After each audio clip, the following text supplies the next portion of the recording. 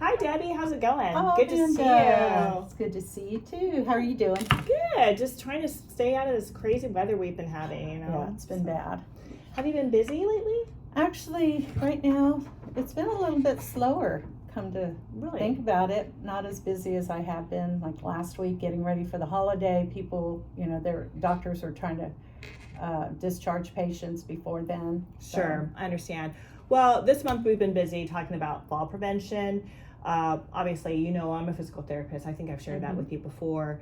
I've done physical therapy in the home with patients, and a lot of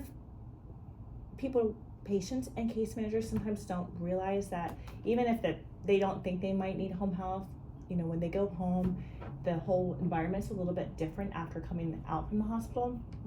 Believe it or not, patients are 4 times as likely to have a fall in the first 2 weeks after a hospitalization. So it's a pretty staggering statistic, right? I didn't realize it was that high. Yes, Wow. it is. And most of them happen in the home, which makes sense because a lot of patients aren't going out right away. But it's due to some hazards in the home too, that maybe because they're a little bit more debilitated after their hospital stay, that they can't negotiate, right? True. I just want to tell you a little bit about what we do for fall prevention. It's not just physical therapy. Of course, I always like to talk about physical therapy, therapist, but it's really a multidisciplinary approach. Right. From the nursing, because if the patients have had a change in medication, Sure. or we're always monitoring that blood pressure. So if there's a little bit of a change in that, or just some orthostatic hypotension from being a little bit more sedentary for a while, we're going to be monitoring those things. So we can put nursing in. Oh, I like this. Obviously, we can do physical therapy. We do a lot of research-based exercises that are really functional-based, right? What do you mean research-based? Well, they're evidence-based, and I know I've shown you so many of these books before, but just real briefly, it's the toggle exercises, and for balance and gait, for example. Okay. Progressing from different stances for balance, and these books, as we've talked about before, it gets to stay in the home, right? Right. And then we can document how many reps and sets that they do. The other exercises, again, it's on a progressive basis. So it's going to start off simple and it's going to get more complicated. Obviously, also working some of the larger leg groups, because what do they have to negotiate at home? Maybe lower seats. Our PTs and our OTs can also go in there to make sure, do we need to maybe change a little things, make some adaptations in the home to make it a little safer for them, because we really just want them to have that smooth transition. You and I are always trying to decrease that rehospitalization rate, right? Definitely. And we don't want a patient that otherwise may have not fallen, but now they're debilitated, going home, having a fall, then maybe perhaps have a fracture and then have to go back into the hospital. More complications. Absolutely. Basically, yeah. So, as I mentioned, we have physical therapy. Occupational therapy too is a great one that we utilize.